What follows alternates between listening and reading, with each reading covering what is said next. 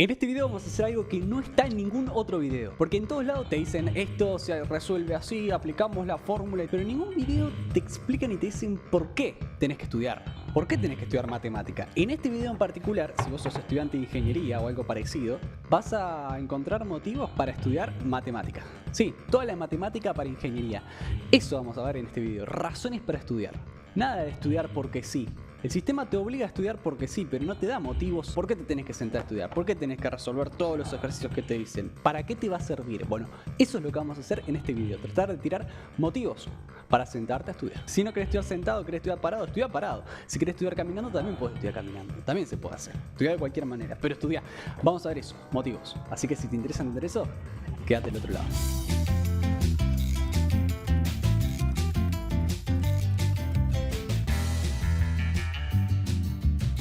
Difícil es fácil traducido a tu idioma.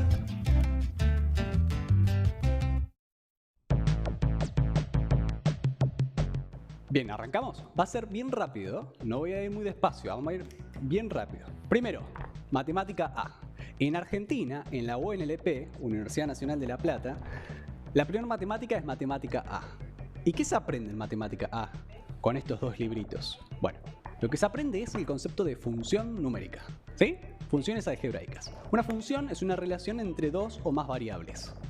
¿Está bien? Y de ahí podés armar funciones de una o más variables. Y aprendes a analizarlas, a estudiarlas, a encontrar su curva, a estudiar cómo funcionan, cómo crecen, cómo decrecen. ¿Para qué te sirven las funciones? En la realidad, en física o en ingeniería, todo el tiempo querés relacionar magnitudes. Por ejemplo, relacionar magnitudes, qué sé yo, temperatura, presión, humedad, tiempo, voltaje, tensión, todas las magnitudes que se te ocurren por la cabeza, longitud de onda, un montón de cosas de física, un montón de cosas de la realidad. A veces esas cosas son difíciles de medir, a veces no importa. Cuestión que en matemática aprendes a armar estructuras que se llaman funciones que relacionan variables. ¿Está bien? Entonces encontrás una expresión que relaciona esas variables. Esto es maravilloso. Pero ¿sabes dónde está el corazón de matemática A, de la primera matemática? El corazón está en la derivada. Aprendes el concepto de derivada. Y eso te sirve para saber cómo crece o decrece la función. ¿Sí? Eso es muy interesante. Bueno, ahí te dejo matemática. Vamos con matemática B. Matemática B, la segunda matemática. Esta matemática es una de las más... es genial. Acá aprendes cálculo, en serio. Acá aprendes el concepto de integral. ¿Está bien? Cuando vos conocés, sabés lo que es una función de una variable o de más de una variable, te interesa, por alguna razón, que no te dicen, pero te lo voy a decir ahora, calcular el área bajo esa curva, en el intervalo que vos quieras. ¿Y ese área, para qué me sirve? ¿Por qué tengo que calcular un área? Bueno, cuando la función es de dos variables, por ejemplo, y la curva no es una curva, sino es una superficie, la integral se transforma en un integral doble. Y el integral doble no representa un área, sino que representa un volumen. ¡Wow! Tremendo. Sí, aparecen integrales triples también. O sea, un integral triple, sí, un integral de algo. Se usan los diferenciales, aprendes el concepto de diferencial también. Bueno, matemática B está genial porque el concepto de integral lo usás en la realidad en muchas cosas. Por ejemplo, en circuitos eléctricos, si vos querés calcular la energía que se desarrolla en un componente, tenés que integrar la curva de la potencia, por ejemplo, donde la potencia es una función del tiempo. En estadística y probabilidades, por ejemplo, se usa la integral para calcular la probabilidad de que una variable aleatoria esté entre un valor y otro. Eso lo vimos en el video que está acá arriba. En ese video vimos el concepto de variable aleatoria. O sea que integrar una función me dice una probabilidad. Sí, si esa función es una densidad de probabilidad. No importa, pero tenés que integrar. Está genial.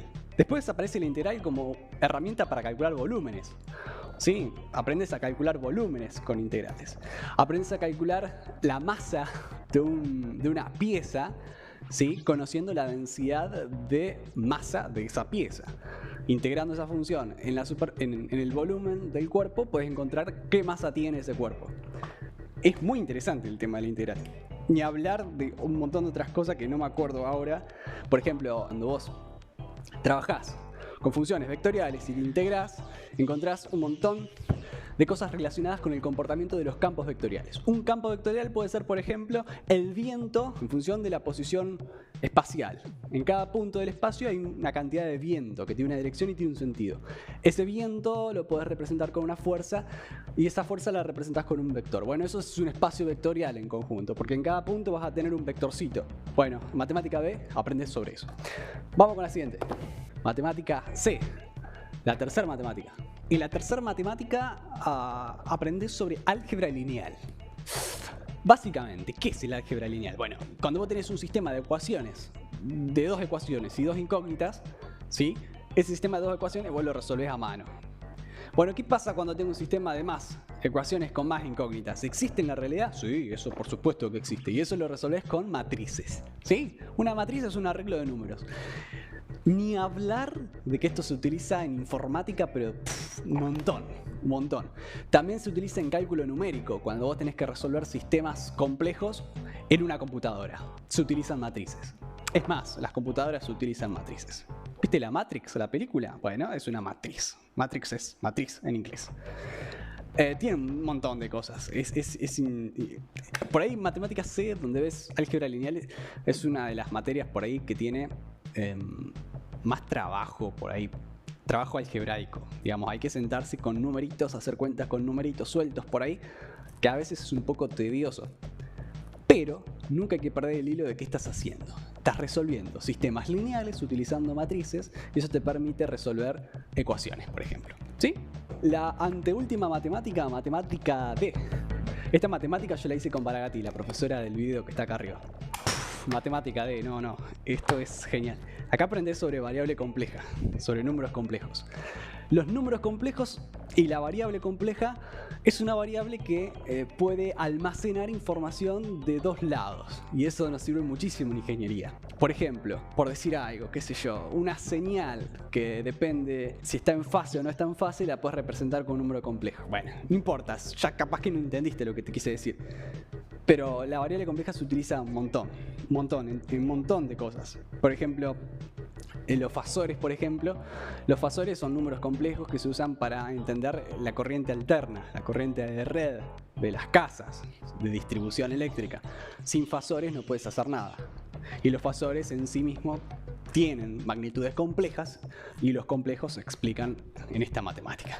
Es tremenda porque los números complejos están por encima de todo. Arriba de los números complejos no hay nada y entonces te das cuenta que todo está ahí y cuando entendés los números complejos te das cuenta que entendiste todo porque no hay mucho más arriba. Si hablamos de conjuntos, ¿no?